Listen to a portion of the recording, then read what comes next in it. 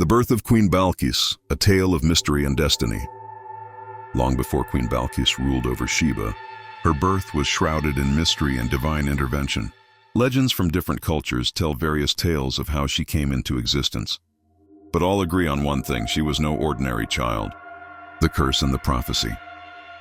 In the kingdom of Sheba, there once lived a powerful king, wise and just, but cursed with one misfortune: he had no heir. For years, he and his queen prayed for a child, offering golden sacrifices to the gods and seeking the guidance of sages and mystics. One day, a prophet arrived in the royal court and made a cryptic prophecy.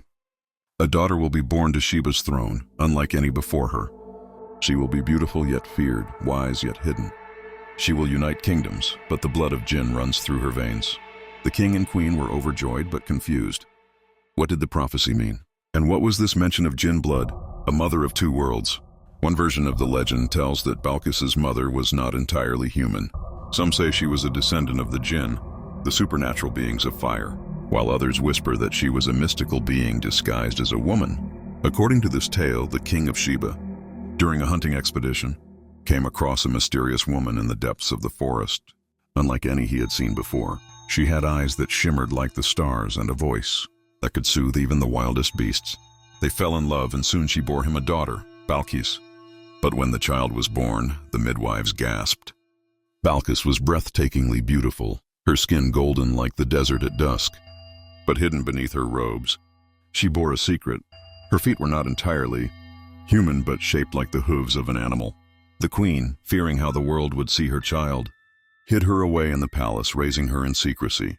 The prophecy had come true. The princess of Sheba was touched by two worlds, the realm of humans and the realm of jinn.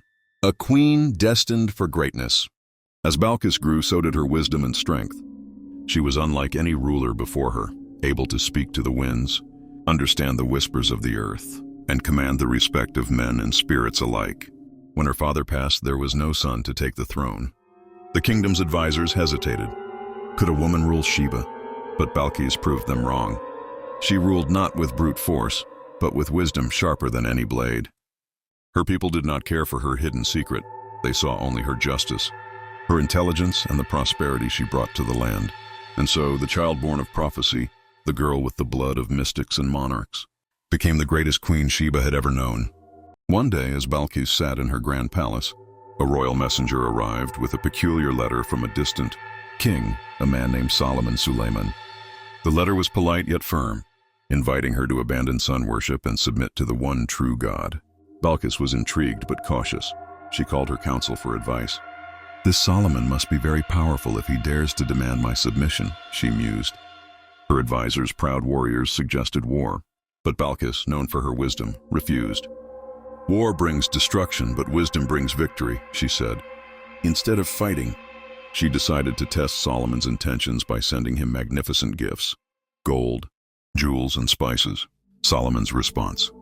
When the lavish gifts arrived at Solomon's court, the wise king merely smiled. He did not need gold or treasures. His kingdom was already blessed beyond measure. He sent the messengers back, saying, "Tell your queen that what God has given me is far greater than all the riches of Sheba. I do not seek wealth, only truth and faith." Hearing this, Balqis grew even more curious. Was this man truly guided by divine wisdom? She decided to travel to his kingdom herself, the throne that moved in an instant. Before Balqis arrived, Solomon wished to show her a sign of divine power. He turned to his court and asked, "Who among you can bring me the queen of Sheba's throne before she arrives?" A mighty jinn stood forward. "I can bring it before the day is over," he boasted. But another man, one who possessed knowledge of divine scripture, said, "I can bring it in the blink of an eye." And just like that, Balqis's throne appeared in Solomon's palace. When she arrived and saw her throne before her, she was astonished. "This is truly my throne!" "But how?" Solomon simply smiled. "This is a sign of God's power, a floor of glass and the revelation of truth."